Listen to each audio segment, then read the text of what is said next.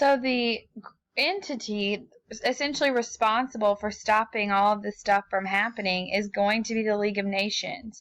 But unfortunately, they are extremely weak at this point. They have very little authority. They're not really sure what their role is. And because the United States never joined them, that really did hurt them in the long run. So let's look at some stuff that was going on that the League of Nations is just going to allow to happen. So we can start with Hitler. His main focus is going to be to put Germany back on top and to nullify the entire Treaty of Versailles.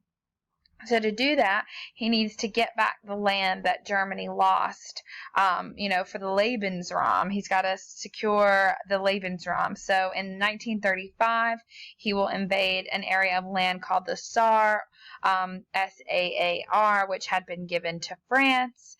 And then in 1936, he will once again send German troops to occupy a piece of land called the Rhineland, which we had used to help make Czechoslovakia.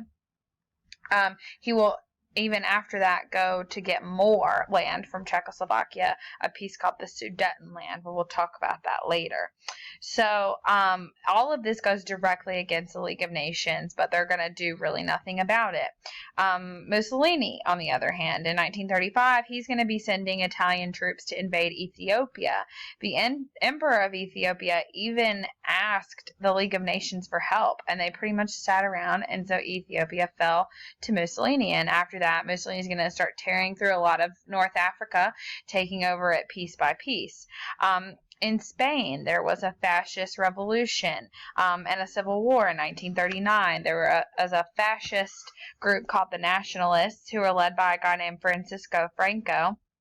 And they were even aided by Hitler and Mussolini. But when the Republicans, the Democratic group there in Spain, asked the League of Nations for help, they never aided them or took any actions. All they did was say that they supported them, but words don't really help in a time of war like that. So we're just going to see more and more of this happening all over Europe at this point. The League of Nations is sort of just like allowing all of these different militant leaders and parties and countries just take whatever it is that they think belongs to them.